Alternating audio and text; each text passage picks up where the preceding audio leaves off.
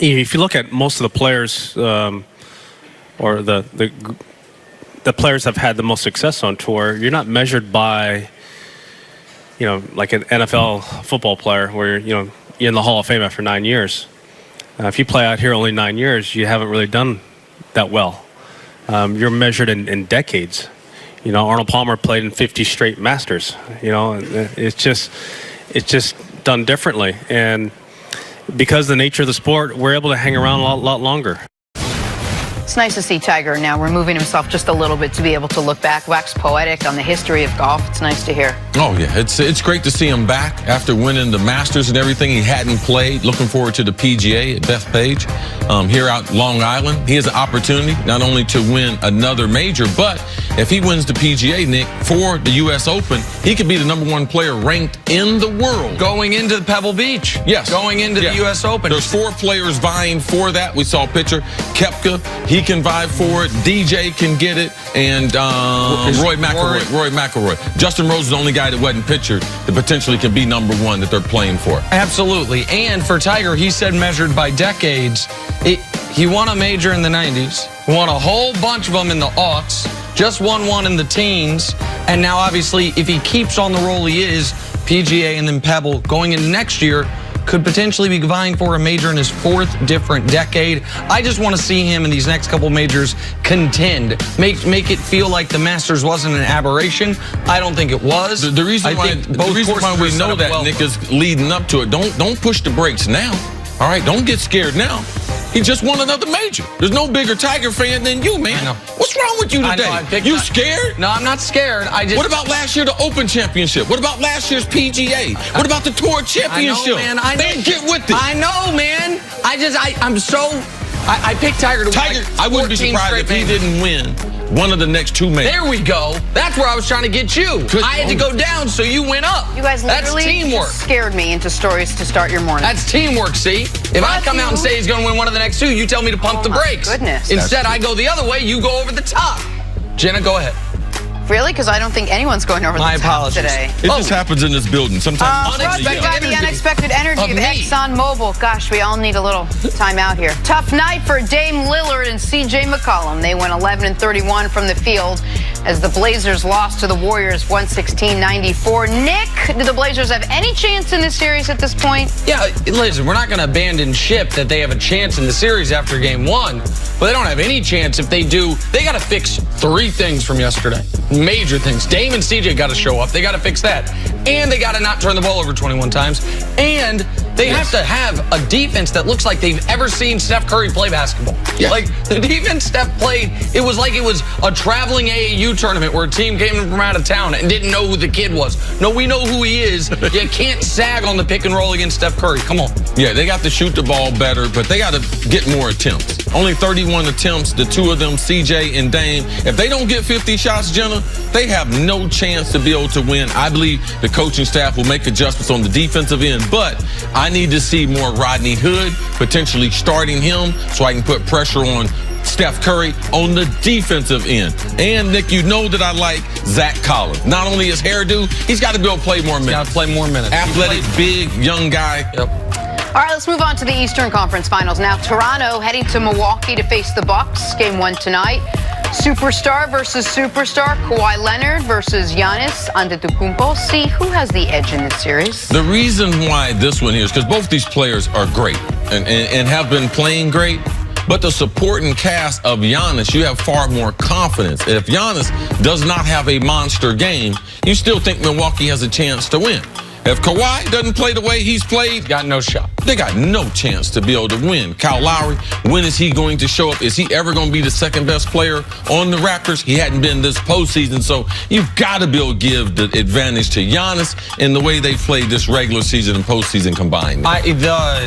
We agree on who has the advantage. I think Milwaukee has a decided, very significant advantage because they are the more well-rounded team, and I believe they have the benefit that they have currently the best player in the world on their team, and they are the healthier, more well-rested team. I think I would be very surprised if it's not 2-0 heading back to Toronto for Game 3 of this series. All right, to the NBA Draft Lottery. Pelicans won the right to take Zion #1 overall. Coming in behind them, Memphis with the number 2 pick, Knicks number 3, and Lakers surprisingly with number 4. CC, do you like how this unfolded for Zion?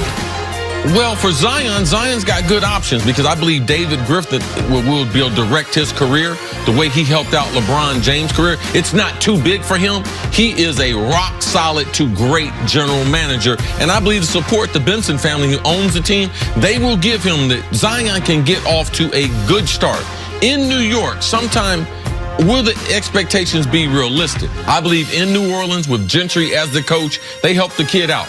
And Zion maybe was going to end up in New Orleans either way if the Knicks had won the lottery or if the Knicks had gotten the 2nd pick of the draft or even if New Orleans hadn't. I know you've heard different things. In talking with Scott Perry, it would have been hard for him not to play Zion, even though they didn't end up with the pick. Sure. The point that I'm making is, though, since New Orleans won the lottery, they now, instead of having to trade Anthony Davis to get Zion, they can trade Anthony Davis to get Zion some teammates to set him up to play in bigger games and have a better core around him. And, man, being young and rich and living in New Orleans, there's worse things than that. It might have been hard to turn down that Anthony Davis trade. Yeah, it might have been hard. Yeah, Scott, he might not have been telling me the truth. He might have been lying. It's possible. Moving on to the Lakers now. Another day, another dramatic turn for this seemingly dysfunctional team. According to reports, Lakers minority owners are unhappy with how Jeanie Buss is running the organization. I can't imagine why. Magic Johnson abruptly left. The head coaching search has been bungled. Trade rumors swirling around arguably the greatest player to ever play the game. What are they unhappy with? Nick, what was your reaction? Yeah, they should be unhappy, but minority owners, unfortunately, they don't even have minority power. They got no power in the organization. Yeah, they got the same power that we do. We voice complaints about the show. Oh, they listen to us, act like they listen. Oh, we're going to make adjustments. I thought you meant the way we voice complaints about the Lakers. Okay, tomato, tomato. Listen, the only people that can do anything about Jeanie Buss's power are her brothers and sisters, the 5 members of the Buss family that are basically, and she has done a smart job of making sure they've got her vote. Well, she did a good job a couple years ago firing one. That was the scare of the family. And then, and now the other 2 younger brothers, one that works with the G League team, she has included them in this. And so now you've got a supermajority, so you're fine. And I guess the only other person she has to make sure stays on her side is the incredibly powerful Linda Rambis. And as long as that goes on, she is ensconced in power. They should, without question, be upset. Now, today they should be happy. This was the best day. The Lakers wake up this morning feeling better than any day they have felt since Christmas Eve. Without having to do anything. Without having to do anything. You're Christmas Eve, they felt good. 4th in the West. LeBron's playing great. Seems like there's a connection with the young players. And then it all obviously went to hell since then, just got worse and worse and worse.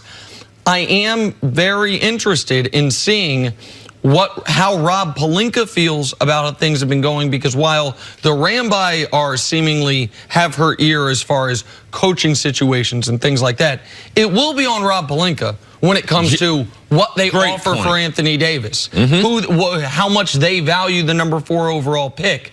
So, yeah, Jeanie Buss, she has not given us evidence that she's a good NBA owner on a basketball standpoint. Business stuff is different. So I'd be frustrated too, but there's nothing I can do with that frustration. There's nothing those minority owners can do with that frustration. No, and the thing about Jeanie Buss, because Jeanie Buss, let's give her a little credit. From a basketball operations, from how they perform off the court, their business, selling their suites, memorabilia.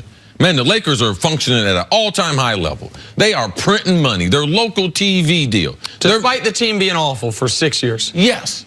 Now, from a basketball standpoint,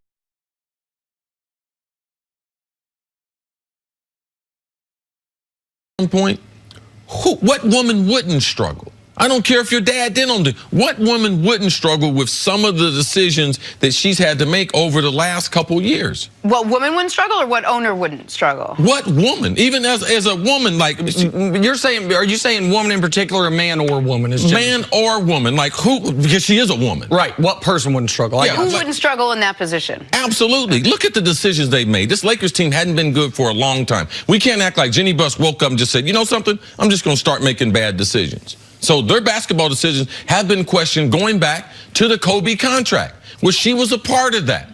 She had her brother running the team, but then they've made some decisions. Now, Luck, and the way Lady Luck, and that 4th pick will be able to help them out. They also need some luck on the other side. They need Kevin Durant to leave Golden State. Now, Rob Pelinka, he'll be able to salvage all this with the brow. If they get the brow, if they're able to secure that trade with that pick and bring the brow, this organization, this will be consecutive good news compared, because Nick, you are right. Nothing good has happened to the Lakers, and Jeanie Buss was doing great. She had turned the basketball operations over to Magic Johnson, Rob Pelinka. Let me focus on the business and on the community. And she had done well. When Magic Johnson quits on you and you have your basketball people, I expect people in those powerful positions, being man, woman, or anything, to struggle. I mean, she was dependent on them. She was relying on Magic to help guide her through this, because he's been in basketball his whole career and he walked out the door on her. And now you're relying on Rob Pelinka, who's never had this position or this much power. And there is an element of, it is rare for the son or daughter of the person who built an organization to inherit it and know what they're doing. What has happened in Pittsburgh and in New York with the football ownership, that is rare and fortunate. That the Mayor and Rooney, Look, it happened with the Steinbrenners. It sort of happened with the Dolans. Absolutely, it is. The kids of billionaires don't always inherit the skills of the billionaire. They just inherit the assets of the billionaire. My daughter works for the Vikings. Man, if I hit the Powerball and bought the Vikings, I wouldn't have her running the Vikings. I mean, she's doing a great job now. I mean, God bless her. All right, we're going to break there. Coming up, what's next for the Knicks? I'm leaving now it to that they missed out on Zion. That's next up for us. But she can't run.